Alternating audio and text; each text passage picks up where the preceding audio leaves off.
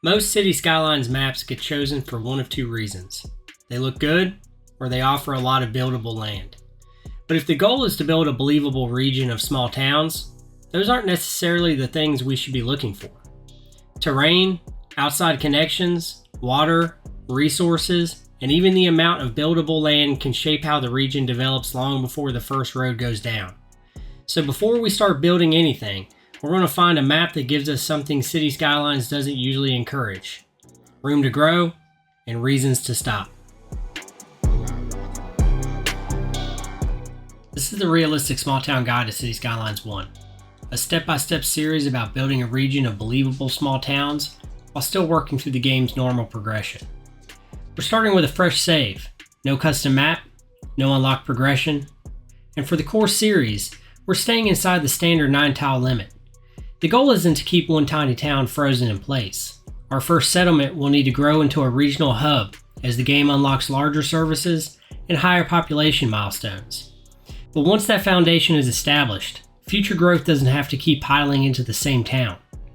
Instead, we'll use the rest of the region to build smaller communities around it, each with its own purpose, its own boundaries, and its own relationship to the regional hub. So the challenge isn't avoiding growth. It's learning how to control where that growth goes. Before we compare specific maps, there are a few City Skylines mechanics that matter more for this kind of build than they might for a normal city. The first is scale. Every City Skylines map is built on an 81 tile region, 9 tiles by 9 tiles, with each individual tile measuring about 1.92 kilometers across. That's roughly 1.19 miles per tile. For the core guide, we're staying within the standard 9 purchased tiles. Those 9 tiles don't have to form a 3x3 square. They can extend across the map in whatever connected configuration best supports the region as it develops. But if we arrange them as a 3x3 just to visualize the scale, we're looking at an area only about 5.76 kilometers or 3.6 miles across. And 9 tiles total give us roughly 12.8 square miles to work with. That's not much space for what we're trying to treat as a region. We're not going to have 10 miles of countryside separating one town from the next. So separation has to come from how we use the land we do have. Terrain, farms, forests, rivers, transportation corridors, and the areas we deliberately choose not to develop. The goal isn't to pretend the map is larger than it is. It's to make several distinct settlements read clearly within the compressed scale City Skylines gives us. And that means the starting tile can't be evaluated by itself.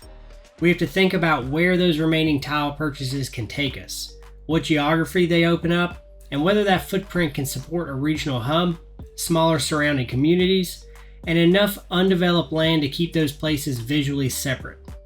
The next mechanic is buildable land. It's easy to see a high percentage of usable land and assume that automatically makes a map the better choice. But City Skylines adjusts milestone population requirements from map to map, based in part on how much suitable space is available. That means a map with more room to develop can also require more population to move through progression. For this guide, that matters. Our first town already needs to grow enough to unlock the services and systems the region will eventually need. We don't want the map pushing that requirement higher than necessary while also giving us one enormous, uninterrupted area to fill. But having less usable land isn't automatically better either. What we're looking for is enough space to support progression, combined with terrain and geography that gives future growth some structure. So when we're comparing maps, the highest buildable percentage isn't the goal. It's having enough useful land in the right places. The third mechanic is transportation. At the start of a normal save, the map decides where we enter the region. That highway connection becomes the starting point for the first town. So I want to know where the road brings us into the map, how much flexibility the starter area gives us, and whether that connection lets us shape the town around it instead of letting the highway dictate the entire layout. Rail matters too, but it doesn't need to be in the starting tile. What matters is whether the corridor becomes useful as the region expands, especially for freight, industry, or a future town built around that connection. And then there's water. Rivers and coastlines can help separate communities, but they also affect utilities.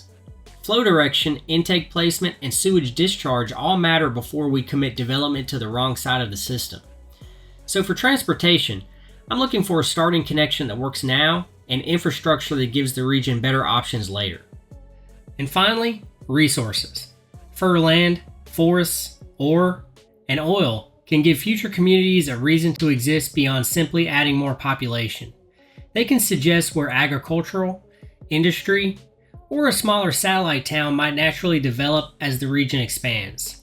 Resources don't have to determine the plan, but a good map gives us opportunities to let the geography help define what different parts of the region become.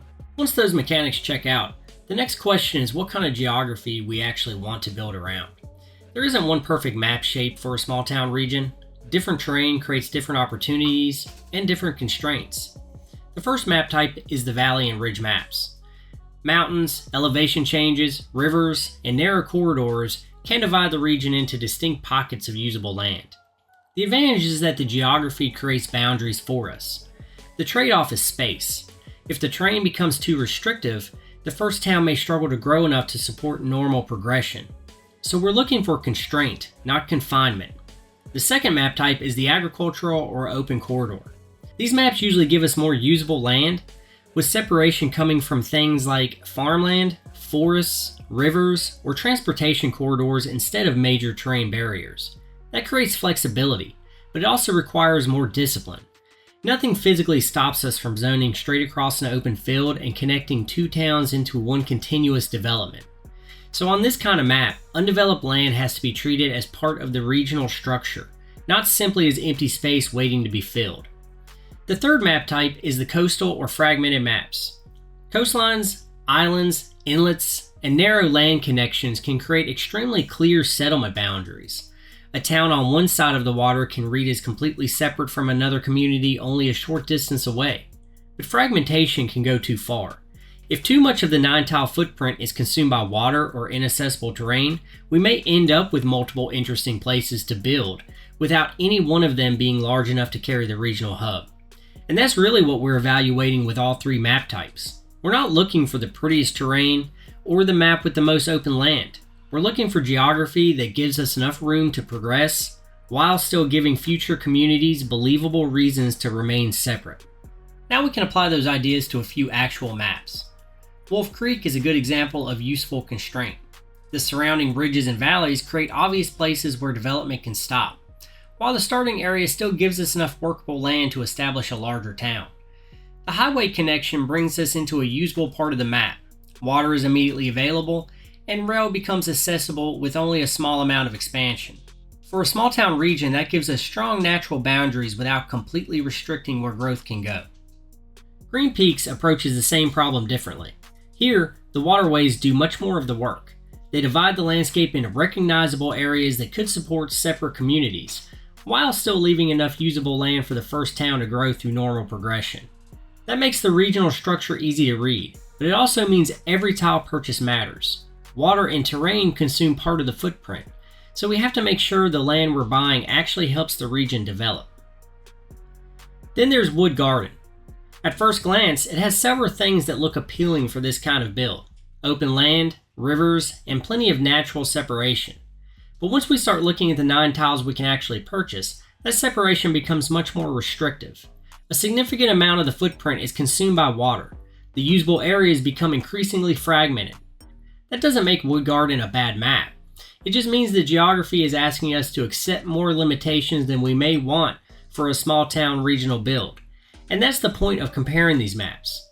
Wolf Creek, Green Peaks, and Woodgarden can all look like strong small town maps for different reasons. The difference only becomes clear when we stop asking which map looks best and start asking what's its geography, connections, and usable land will actually allow us to build. So when you're choosing a map for a small town region, the goal isn't to find the one with the most buildable land or the fewest obstacles. We're looking for enough usable space to support progression, geography that can help separate future communities, and transportation, water, and resources that give the region room to develop in different ways. The best map isn't necessarily the easiest one to build on. It's the one that gives us room to grow and reasons to stop. Next time, we'll take those ideas into a fresh save and start laying out the first town.